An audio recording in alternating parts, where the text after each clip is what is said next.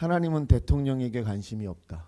우리는 지금 대통령에게 관심이 많은데, 제가 하나님 어떤 사람이 하나님의 뜻에 합당한 대통령입니까? 라고 하는 생각을 하며 기도도 하지만 단 한 번도 얘는 대통령이 될 사람이고 얘는 대통령이 되면 안 된다라고 저에게 하나님 말씀해 주신 적이 없어요. 그런데 너무나 놀랍게도 정말로 많은 목회자나 성도들이 이 사람이 하나님이 세우실 대통령이다, 이 사람이 되어야 하나님의 뜻이 이루어지고 하나님의 나라가 이루어진다라는 말을 공공연하게 하는 시대가 되어버렸습니다. 나의 관심사를, 우리의 관심사를 하나님의 관심사라고 착각하면서 그걸 자연스럽게 얘기해버려요. 여러분, 우리는 여러 가지 이유로 내가 누군가를 지지할 수 있습니다. 또 누군가를 반대할 수 있습니다. 근데 그 누구 생각이에요? 내 생각이에요. 내 마음에 그 생각이 우러났고 내가 신앙인이라고 해도 하나님의 뜻이라고 과감하게 말하기가 너무 힘들어요. 그리고 저는 단언컨대 어느 누구에게 하나님이 얘는 대통령이 될 사람이라고 말씀해 주시지 않는다라고 확신합니다. 하나님은 그런 분이 아니세요. 그럼에도 불구하고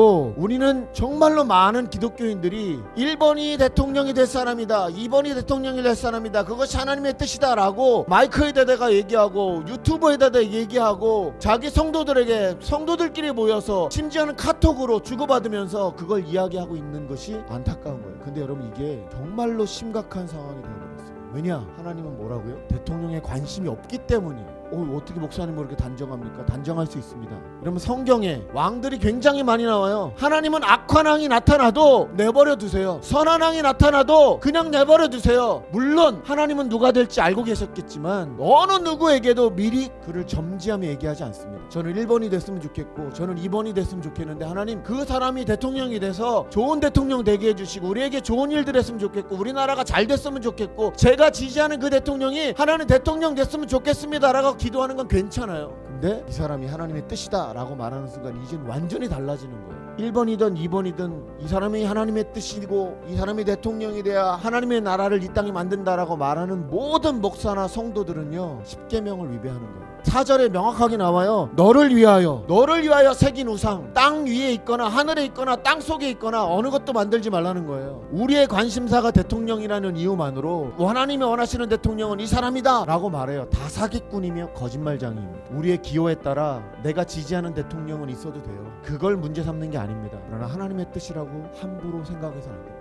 왜? 그것이 우상이 됩니다. 여러분, 내가 보기에 선한 대통령이든 악한 대통령이든 그 사람이 대통령이 된 다음에 내가 하나님 앞에 어떤 자세를 취하느냐가 중요해요. 지금 내가 누군가를 지지하면서 내가 그 사람을 어떻게 지지하느냐가 중요해요. 내가 하나님의 뜻이라고 거짓말까지 해가면서 그들을 두둔하고 있다면 나는 그 사람을 두둔하고 있으면서 거짓말쟁이가 될 뿐만 아니라 하나님으로부터 죄인으로 가버리는 거예요. 하나님으로부터 멀리 떠나는 사람이 되는 거예요. 그러나 내가 지지하는 대통령을 위해서 그 사람이 잘 되기를, 그가 하나님 앞에 바른 선택을 하기를 위해 기도하는 건 옳은 일이 되는 거예요. 약간의 차이인 것 같지만 하늘과 땅 차이이며, 하나님의 사람으로 살아가느냐 하나님으로부터 완전히 떠난 삶을 사느냐가 판가름 나는 매우 중요한 일이에요. 왜? 하나님의 관심사가 대통령이 아니라 바로 우리 자신에게 있기 때문입니다. 여러분, 종말에 대해서 우리가 알면 이런 얘기를 하죠. 종말의 때는 누가 알죠? 하나님만 아시는 거예요. 그렇다면 하나님만 아신다는 뜻이 뭔가요? 종말의 때가 언제인지 우리의 관심사가 되어서는 안 된다는 뜻이에요. 우리의 관심사는 뭐예요? 오늘 하루를 어떻게 살 것인가 우리의 관심사인 거예요. 오늘을 붙드시는 하나님은 어떤 은혜를 주실까?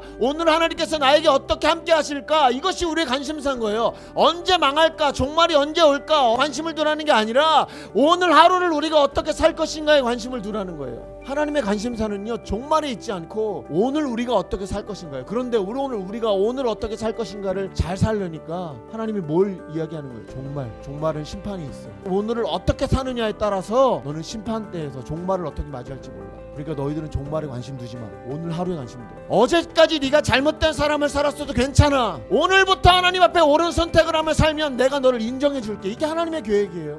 네가 어제까지 수많은 죄를 지었던 죄인이라 할지라도 독생자 예수 그리스도를 오늘 받아들이고 오늘 나의 구주로 영접하며 하나님을 의지하고 살면 오늘 잘 살았던 너의 모습을 통해서 내가 너를 구원하겠다. 이것이 하나님의 계획이에요. 종말이 하나님의 뜻이 아니라 오늘을 어떻게 살 것인가 하나님의 계획이에요. 어떤 대통령이 되느냐가 중요한 게 아니라 어떤 대통령일지라도 내가 어떻게 살아가느냐가 중요해요. 내 입맛에 맞는 대통령이든 내가 보기 악하고 선한 대통령이든 상관없이 내가 오늘을 내게 주어진 삶을 어떻게 살아갈 것인가, 내가 하나님 앞에 어떤 모습으로 살아갈 것인가가 하나님의 관심사예요. 근데 여러분, 제가 오늘 왜 이 귀중한 설교 시간에 이런 제목으로 설교를 하냐면 이미 판가름이 나고 있어요. 이미 알곡과 쭉정이가 갈라지고 있어요. 왜? 하나님의 뜻이라고 외치는 사람들은 다 가라지가 되는 겁니다. 여러분, 어떠한 대통령이 되어도 우리는 하나님 앞에 예배하고 하나님이 원하시는 삶을 살아가면 돼요.